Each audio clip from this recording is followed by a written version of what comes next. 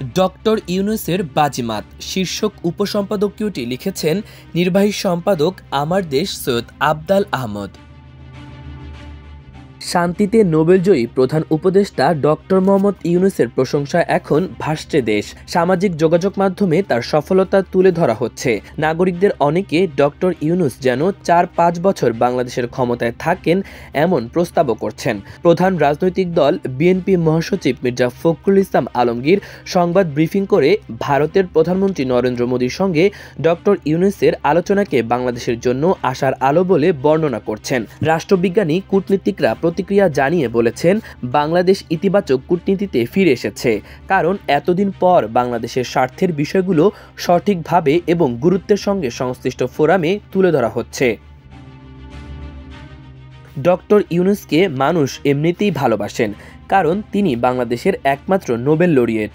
গরিব মানুষের প্রতি তার মমত্ববোধ রয়েছে। দারিদ্র্য নিরসনে তার প্রতিষ্ঠিত গ্রামীণ ব্যাংক বাংলাদেশই শুধু নয়, বিশ্বব্যাপী এক সাকসেস স্টোরির নাম। তিনি দারিদ্র্যকে জাদুঘরে পাঠানোর উদ্দীপনামূলক বক্তব্য দিয়েছেন। তার দেওয়া সামাজিক ব্যবসার মডেল প্রয়োগ করে দেশে দেশে তরুণ উদ্যোক্তারা উপকৃত হচ্ছেন। তার ৩ শূন্যের তত্ত্ব আলোচিত, অর্থাৎ শূন্য কার্বন, শূন্য বেকারত্ব ও শূন্য দারিদ্র্য। নারীদের ক্ষমতায়ন ও স্বাবলম্বী করার ক্ষেত্রেও ডক্টর ইউনূস অগ্রণী ভূমিকা রেখেছেন।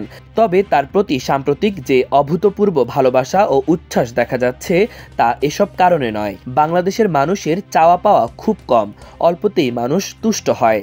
শান্তিমতো দুবেলা ভাত খেতে পারলেই হলো, আর দেশটা যাতে ঠিকমতো চলে, স্বাধীনতা বিপন্ন যাতে না হয়, কেউ যাতে দেশটার ক্ষতি না করে। ডক্টর ইউনূস মানুষের এই চাওয়া পাওয়াকেই ধারণ করছেন, ফলে এত খুশি মানুষ।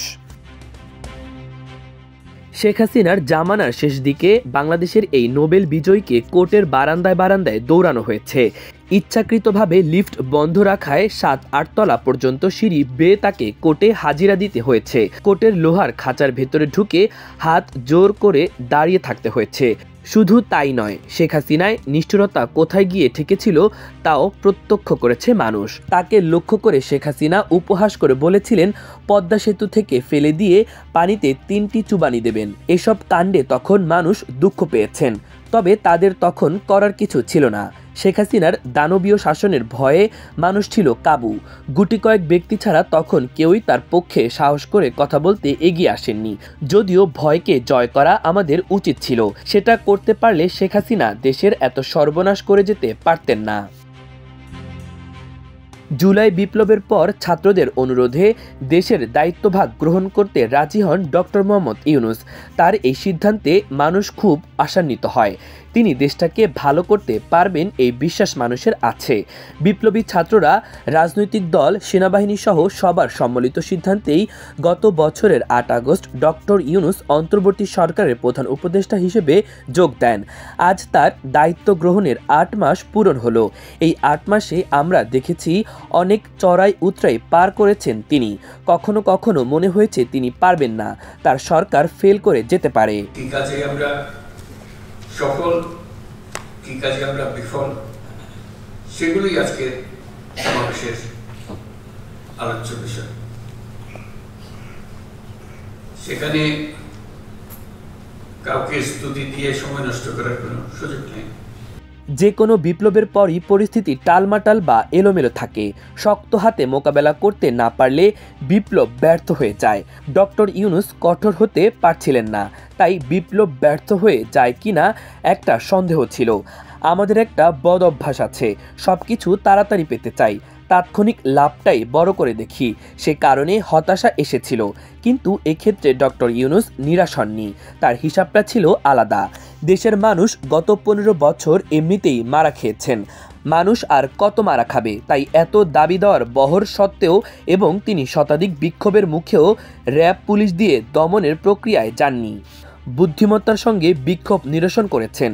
এর মধ্যে সরকার উৎখাতের ষড়যন্ত্র ছিল, সরকার যাতে ব্যর্থ হয় উস্কানিও ছিল। ডক্টর ইউনূস সবকিছু ধৈর্যের সঙ্গে মোকাবেলা করেছেন। রমজান মাসে শান্তিপূর্ণভাবে রোজা পালন করা এবং দ্রব্যমূল্য কম মূল্য পাওয়ার ব্যাপারে দেশের মানুষের বড় একটি কনসার্ন। বিষয়টি ভেবে কয়েক মাস আগে থেকেই পরিকল্পনা করে রাখেন ডক্টর ইউনূস। দ্রব্যমূল্যের লাগাম টেনে ধরার জন্য রমজানের আগেই নিত্য প্রয়োজনীয় জিনিসপত্র বিভিন্ন দেশ থেকে এনে বাজারে সয়লাভ করে রাখা হয়, অথচ আমরা কেউ টেরই পেলাম না। এখানে আগে থেকেই ব্যবসায়ী সিন্ডিকেট খুব শক্ত। তাছাড়া প্রতিবেশী ভারত থেকেই আনা হতো বেশিরভাগ পণ্য, ফলে মনে করার কারণ ছিল ভারত হয়তো পণ্য সরবরাহে বাধার সৃষ্টি করবে। একই সঙ্গে সিন্ডিকেটের কারণে রোজার মাসে মানুষের কষ্টের সীমা থাকবে না। আমাদের চিন্তাভাবনা ভুল প্রমাণিত হয়েছে। ডক্টর ইউনূসের সরকার ভারতের উপরই নির্ভর থাকেননি, বিশ্বের বিভিন্ন দেশ থেকে পণ্য আমদানি নিশ্চিত করে ফেলেন। কখন কোন পণ্য কোথা থেকে আসবে, কোন বন্দরে কি অবস্থা, সবকিছু যথাসময়ে মনিটরও করা হয়েছে। ফলে ব্যবসায়ী সিন্ডিকেট কাজ করেনি, সরবরাহে ঘাটতি ছিল না, বাজারে পণ্য সয়লাভ ছিল। সিন্ডিকেট এমনিতেই ভেঙে যায়। তাই আমরা দেখলাম রমজানে আগের তুলনায় দ্রব্যমূল্য অনেক কম ছিল, এতে স্বস্তি পেয়েছে জনগণ। মূল্যস্ফীতি ফেব্রুয়ারিতে নেমে আসে 9.32%, যা ছিল বিগত 22 মাসের তুলনায় সর্বনিম্ন। ডক্টর ইউনূস ঘোষণা করেছেন আগামী জুনের মধ্যে এই মূল্যস্ফীতি 8%-এর নিচে নেমে আসবে। রমজানে আরেকটি বিষয় মানুষকে স্বস্তি দিয়েছে, তা হলো কি শহর কি গ্রাম একবারের জন্য বিদ্যুৎ যায়নি। গরমে মানুষ কষ্ট পায়নি, কারণ বিদ্যুৎ উপদেষ্টাকে এ ব্যাপারে সার্বক্ষণিক মনিটরিংয়ে থাকতে হয়েছে। এবারে ঈদকে বলা হয়েছে স্বস্তির ঈদ। নিজেরাই সাক্ষী, এবার কত সুন্দর ঈদ করেছি আমরা। ঈদের আগে ডক্টর মোহাম্মদ ইউনূস জনগণকে ঈদের অগ্রিম শুভেচ্ছা জানান। ঈদটা যাতে এবার স্মরণীয়ভাবে আনন্দদায়ক হয় এ কামনা করেছিলেন তিনি। সত্যি ঈদটা স্মরণীয়ভাবেই আনন্দদায়ক হয়েছে। আমাদের মা বাবা মুরব্বীরা যে ভাষায় কথা বলেন সে ভাষাতেই ডক্টর ইউনূস ঈদের আগে আমাদের সঙ্গে কথা বলেছেন। পবিত্র মাহে রমজানকে তিনি বলেছেন মহান আল্লাহর অশেষ মেহেরবানি। শবে কদরের পবিত্র রজনীতে মহান আল্লাহ যেন তার সব বান্দার মোনাজাত কবুল করেন তার প্রার্থনা করেছেন।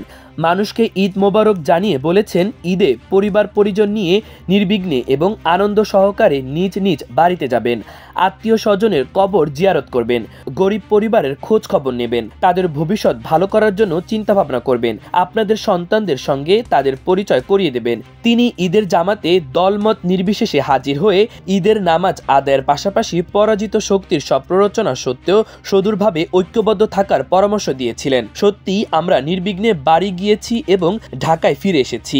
ঈদ যাত্রায় আগের ভোগান্তিতে পড়তে হয়নি। তাহলে আপনারাই বলুন মানুষ কেন তাকে ভালোবাসবে না? এমন মুরব্বিসুলভ কথাবার্তায় শত্রু ও পরাজয় মেনে নেয়। ঈদের দিনটাতে ঢাকার কথা ভাবুন, সত্যিকারের একটা আনন্দের দিনই মনে হয়েছে। জাতীয় ঈদগাহে সাদা পাঞ্জাবি এবং সাদা কিস্তি টুপি পরে নামাজ পড়তে এসেছিলেন ডক্টর ইউনূস। নামাজের আগে তিনি সংক্ষিপ্ত বক্তৃতাও করেছেন। মানুষ মানুষে ভেদাভেদ ভুলে যেতে বলেছেন। এক ভাই আরেক ভাইয়ের সঙ্গে বুকে বুক মিলিয়ে ঈদের কোলাকুলি করতে বলেছিলেন। তাই আমরা দেখলাম নামাজের পর ঈদগাহে ডক্টর ইউনূসের হাতের একটু ছোঁয়া পেতে করমর্দন করতে নিরাপত্তা বেষ্টনী ভেঙে মানুষের যে কি প্রাণান্তকর চেষ্টা, কি উচ্ছ্বাস তাকে নিয়ে। তেমনি ঈদ আনন্দ মিছিল সহ শহরময় আনন্দের বন্যা বয়ে যায়। কূটনীতির ক্ষেত্রে কিছুদিন ধরে আমরা লক্ষ্য করলাম শুধু সফলতাই নয়, রীতিমতো সাড়া ফেলে দিয়েছেন ডক্টর মোহাম্মদ ইউনূস। জাতিসংঘের মানবাধিকার বিষয়ক হাই কমিশনার কার্যালয়ের রিপোর্ট শেখ হাসিনার বিচারের জন্য এক মস্ত বড় দলিল। এই রিপোর্টে পতিত স্বৈরাচারে নিপীড়নের বর্ণনা উঠে এসেছে। গত জুলাই আগস্ট মাসে ছাত্র জনতার আন্দোলন চলাকালে তাদের ওপর হাসিনা সরকার ও আওয়ামী লীগ যে দমন পীড়ন ও হত্যাকাণ্ড চালায় তা পুঙ্খানু তদন্ত করে জাতিসংঘ এই রিপোর্ট প্রকাশ করে। এই রিপোর্ট পড়লে গায়ের লোম খাড়া হয়ে যায়। আন্দোলনকারীদের হত্যা করতে শেখ হাসিনা নিজে নির্দেশ দিয়েছিলেন। তার নির্দেশে পুলিশ, র্যাব, বিজিবি সহ নিরাপত্তা বাহিনী এবং আওয়ামী গুন্ডা বাহিনীর হাতে 1400 মানুষ খুন হয়। এর মধ্যে 13% ছিল শিশু। কি ভয়াবহ! একজন প্রধানমন্ত্রী নিজ দেশে নিরস্ত্র মানুষকে এভাবে হত্যা করেছিলেন। হত্যার পর লাশ গুম করে ফেলারও নির্দেশ দিয়েছেন। ক্ষমতা আঁকড়ে রাখার জন্য পৃথিবীর সব নিষ্ঠুরতা ছাড়িয়ে যান শেখ হাসিনা। এটাই জাতিসংঘের রিপোর্টে উঠে এসেছে। ডক্টর ইউনূস দৃঢ় কণ্ঠে ঘোষণা করেছেন এই নিষ্ঠুর গণহত্যার জন্য শেখ হাসিনার বিচার এ দেশের মাটিতেই হবে। শেখ হাসিনা পালিয়ে এখন ভারতে আছেন। ব্যাংককে ভারতের প্রধানমন্ত্রী নরেন্দ্র মোদীর সঙ্গে আলোচনায় ডক্টর ইউনূস শেখ হাসিনাকে ফেরত চেয়েছেন। বৈঠকে তিনি গণহত্যা প্রসঙ্গ তুলেছেন এবং জাতিসংঘ রিপোর্টের কথা উল্লেখ করে বলেছেন বিচারের মুখোমুখি করার জন্যই শেখ হাসিনাকে ফেরত চাই। মোদীর সঙ্গে বৈঠকে তিনি বাংলাদেশের সীমান্তে ভারতের বিএসএফ কর্তৃক হত্যাকাণ্ড, গঙ্গার পানি চুক্তির নবায়ন, তিস্তা সমস্যার সমাধানের কথাও বলেছেন। রোহিঙ্গা ইস্যু বাংলাদেশের জন্য বর্তমানে একটি বড় সমস্যা। এই সমস্যাও শেখ হাসিনা সৃষ্টি করে গেছেন। এই সমস্যার সমাধানে বিশেষ উদ্যোগ নিয়েছেন ডক্টর মোহাম্মদ ইউনূস। কিছুদিন আগে জাতিসংঘ মহাসচিব আন্তোনিও গুতেরেস বাংলাদেশ সফর করে গেছেন। গুতেরেস ঢাকা এলে তাকে নিয়ে ডক্টর ইউনূস কক্সবাজারে গিয়েছেন এবং জনগোষ্ঠীর সঙ্গে ইফতার করেছেন। জাতিসংঘ মহাসচিব সাদা পাঞ্জাবি পরে বাংলাদেশের সংস্কৃতিকে সম্মান জানিয়েছেন। ডক্টর ইউনূসের প্রস্তাবে জাতিসংঘ সাধারণ অধিবেশনে রোহিঙ্গা সংকট নিয়ে পৃথক একটি অধিবেশনের আয়োজনে সম্মত হয়েছেন এবং এর প্রস্তুতি চলছে। মালয়েশিয়া ও ফিনল্যান্ড এই সম্মানের আয়োজনের দায়িত্ব নিয়েছে। অস্ট্রেলিয়ায় সাবেক ভারপ্রাপ্ত প্রধানমন্ত্রী জুলি বিশপ এই সম্মেলনে মুখ্য ভূমিকা রাখবেন। চীন সফরকালে সে দেশের প্রেসিডেন্ট শি জিনপিং এর সঙ্গেও রোহিঙ্গা সংকট নিয়ে কথা বলেছেন ডক্টর ইউনূস। চীনা প্রেসিডেন্ট তাকে আশ্বস্ত করেছেন মিয়ানমারের সঙ্গে বিষয়টি সুরাহার ব্যবস্থা করবেন তিনি। ব্যাংককে অনুষ্ঠিত বিমস্টেক সম্মেলনে রোহিঙ্গা ইস্যু তুলে ধরেছেন ডক্টর ইউনূস। চতুর্মুখী চাপের ফলে মিয়ানমারের জান্তা সরকার রোহিঙ্গা প্রত্যাবাসনের কিছুটা হলেও রাজি হয়েছে। ডক্টর ইউনূস ব্যাংককে থাকা অবস্থাতেই মিয়ানমার কর্তৃপক্ষ জানিয়েছে আপাতত তারা 1,80,000 রোহিঙ্গা ফিরিয়ে নেবে এবং পরে আরও 70,000 নেবে। ঐতিহাসিক চীন সফরে গিয়ে ডক্টর ইউনূস হইচই ফেলে দিয়েছেন। তার এই সফর ভারতের মাথা ব্যথার কারণ হয়ে দাঁড়িয়েছে। তিস্তা চুক্তি নিয়ে ভারত দীর্ঘদিন ধরে টালবাহানা করছে। পশ্চিমবঙ্গের মুখ্যমন্ত্রী মমতা ব্যানার্জির উপর দায় চাপিয়ে চুক্তিটি ঝুলিয়ে রেখেছে ভারত। তাদের মতলব ধরে ফেলেছে ডক্টর ইউনূস। সোজা আঙুলে ঘি উঠবে না, আঙুল বাঁকাতে হবে। তিনি তিস্তা সমস্যা সমাধানে চীনের সহযোগিতা চাইলেন। চীনা প্রেসিডেন্টকে বললেন, নদী ও পানি ব্যবস্থাপনায় আপনারা বিশ্বের মধ্যে মাস্টার। বাংলাদেশ বদ্বীপের দেশ, নদী ও পানি সমস্যায় আমরা ভুগছি। শুকনো মৌসুমে পানির অভাব আমাদের হাহাকার লেগে যায়, বর্ষা মৌসুমে বন্যায় মরি। চীনা প্রেসিডেন্ট তাৎক্ষণিক উদ্যোগ নিলেন, ডক্টর ইউনূসের কাছে তাদের পানি সম্পদ মন্ত্রীকে পাঠিয়ে দিলেন। তার সঙ্গে এলেন চীনের সব নামকরা পানি বিশেষজ্ঞ। তারা 2 ঘন্টার বেশি আলোচনা করলেন। জানালেন যে শুধু তিস্তা নয়, নদী ও পানি সমস্যা সমাধানে 50 বছরের উপযোগী একটা দীর্ঘমেয়াদী পরিকল্পনা তৈরি করবে চীন। ভারতের সঙ্গে 54টি অভিন্ন নদী রয়েছে বাংলাদেশের।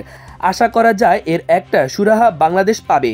তেমনি ভারতের উত্তর পূর্বাঞ্চলীয় রাজ্য 7 সিস্টার্সে অর্থনৈতিক উন্নতির ভূ রাজনৈতিক বাস্তবতা নিয়ে কথা বলেছেন ডক্টর ইউনূস, যা ভারতে প্রতিক্রিয়ার সৃষ্টি হয়েছে।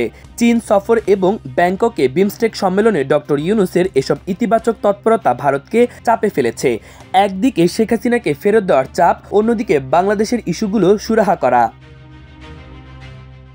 রাজনীতির ক্ষেত্র সফলতার দিকে এগিয়ে যাচ্ছেন ডক্টর ইউনূস। তার সরকারের করা সবগুলো সংস্কার কমিশনের রিপোর্ট জমা হয়ে গেছে। একটি ঐক্যমত্য কমিশন গঠিত হয়েছে। রাজনৈতিক দলগুলো সংস্কার কমিশনের রিপোর্টগুলোর ব্যাপারে তাদের মতামত দিয়েছে। প্রয়োজনীয় সংস্কারের ব্যাপারে ঐক্যমত্য প্রতিষ্ঠা হয়ে গেলে নির্বাচনী রোডম্যাপ ঘোষণা করবেন ডক্টর ইউনূস। ইতোমধ্যে তিনি ঘোষণা করেছেন চলতি বছরের ডিসেম্বর থেকে আগামী বছরের জুনের মধ্যে নির্বাচন হবে। ব্যাংককে বিমস্টেকের সম্মেলনে তিনি জোর দিয়ে বলেছেন, দ্রুত নির্বাচন করা তার সরকারের অগ্রাধিকার। নতুন রাজনৈতিক দল এনসিপির নেতা সার্জিস আলম নির্বাচিত প্রধানমন্ত্রী হিসেবে 5 বছর ক্ষমতায় থাকার আহ্বান জানালেন ডক্টর ইউনূস সেটাকে গুরুত্বপূর্ণ ভাবছেন না। তিনি ভাবছেন তার উঁচু সম্মানের কথা। এই বিশাল জনপ্রিয়তার মধ্যে ডক্টর ইউনূস যদি সবচেয়ে নিরপেক্ষ একটি নির্বাচন অনুষ্ঠান করে দেশকে গণতন্ত্রে উত্তরণ করিয়ে দিতে পারেন, সেটাই হবে তার বড় সফলতা। যুক্তরাষ্ট্রের প্রেসিডেন্ট ডোনাল্ড ট্রাম্প বাংলাদেশের ওপর 37% শুল্ক আরোপ করেছেন। ব্যাংকক থেকে ফিরেই ডক্টর ইউনূস সংশ্লিষ্ট ব্যক্তিদের নিয়ে তিনি বৈঠক করেছেন। সিদ্ধান্ত নিয়েছেন মার্কিন প্রশাসনের সঙ্গে নিজেই কথা বলবেন। কি দূরদর্শিতা! ইতোমধ্যে বীর উত্তম জিয়াউর রহমানের জনপ্রিয়তার সঙ্গে তাকে তুলনা করা হচ্ছে। রাষ্ট্রপতি জিয়াও ডক্টর ইউনূসকে পছন্দ করতেন। একবার উত্তরাঞ্চলে 2 দিনের সফরে ডক্টর ইউনূসকে তিনি সঙ্গে করে নিয়ে গিয়েছিলেন। সেখানকার উন্নয়নে ডক্টর ইউনূসের পরিকল্পনার কথা মাঠ পর্যায়ে গিয়ে শুনেছেন। ডক্টর ইউনূস রাষ্ট্রপতি জিয়ার মতোই একজন কাজ পাগল মানুষ। আমারও তার সঙ্গে কাজ করার কিছুটা অভিজ্ঞতা আছে।